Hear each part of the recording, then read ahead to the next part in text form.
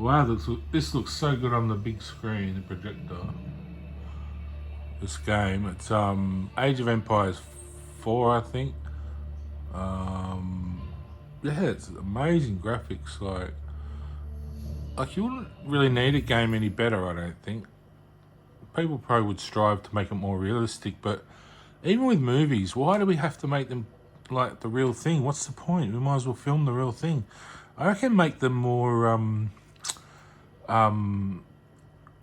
caricature, caricatures. Aim towards caricature with computer generated movies and games because it makes it more fun. That don't have to be quite cartoonish, but just more interesting about why the aesthetic of the image is for that period. Like you could have a more grainy sort of blood-soaked field feeling, or just a different feeling in the air. Like it doesn't have to be like today. Like looks very outside. It looks Australian bush. But if you had that realistic like that, it might be cool. But I can aim for some kind of I can't put my finger on what it is yet. I'll just show you these games. They're cool. It looks pretty realistic, but it's got a bit of caricature there, like the leaves The and. capital of Chengdu, Genghis Khan raised the Black Banner of War on his historic enemy, the Qin dynasty. Like it doesn't have to be To take the totally heavily garrisoned capital, totally realistic the Mongols looking, would have to enjoy starve it. its army by eliminating Chengdu's suppliers. I mean, you're always going to get a bit of that. You see the rasterization or whatever you call it, where the First, characters. the Khan directed his I'll warriors to zoom in. raid Qin buildings and villages surrounding Chengdu. See how they move slightly, like they kind of repeat the same movements, but they look like they're sort of Word of shimmering. the army's wealth would spread, compelling Mongol soldiers from the north to join the fight, seeking spoils of their own. They look like they're shimmering on the actual surface of the backdrop. They don't quite look like they're sitting in the world there. You could probably work on little things like that, but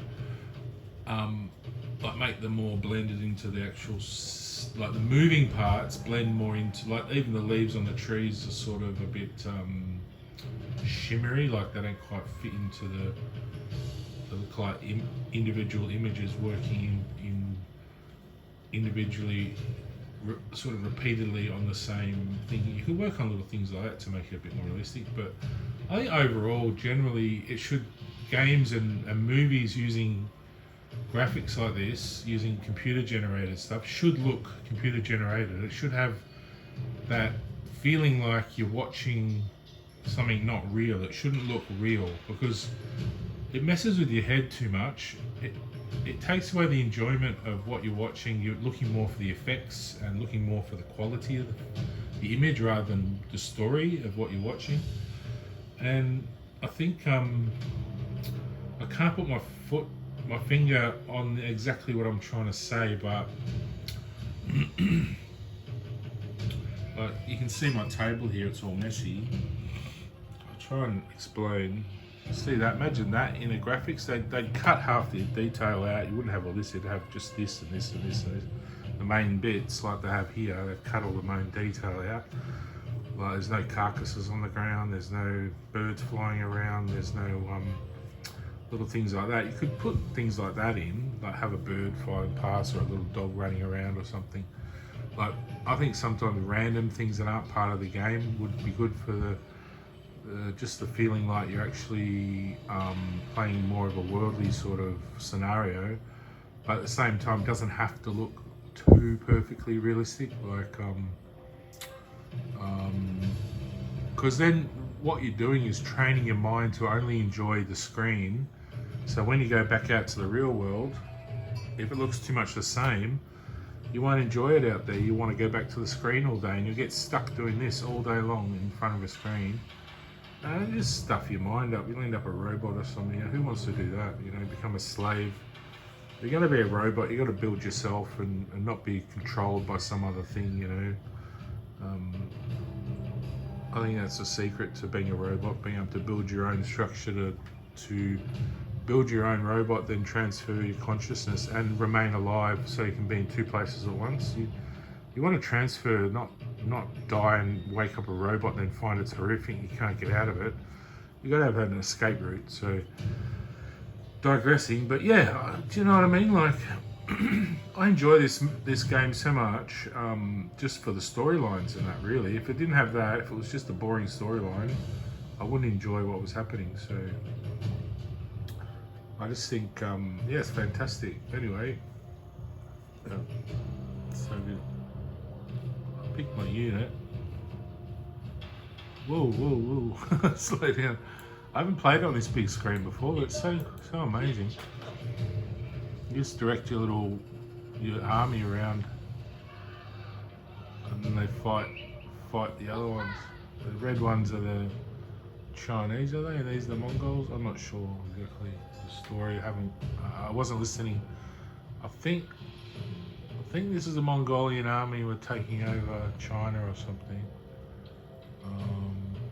Anyway, not meant to be taken seriously. It's just a bit of fun. So it's based on a few probably scenarios of battle that happens years ago. They show a bit of the history, whether it's exactly true or not, who knows. But so yeah, some of it's interesting to see. They have the realistic little towers and things, and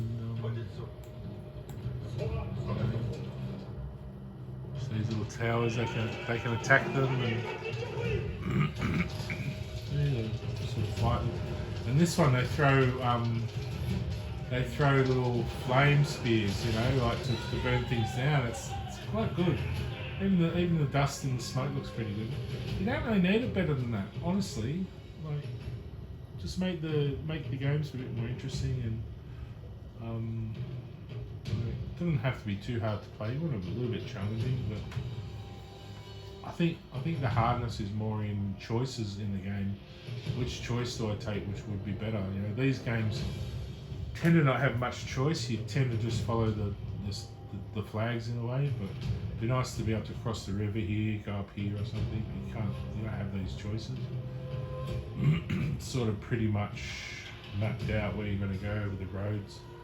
But yeah, still great effort anyway. And the fourth one, the third one was okay. Didn't mind it.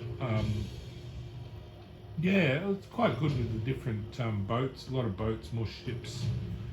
And the gold mining and was all a bit different. Yeah, but this one's quite good how it just focuses on not really building your armies so much, but more just the battles and things involved.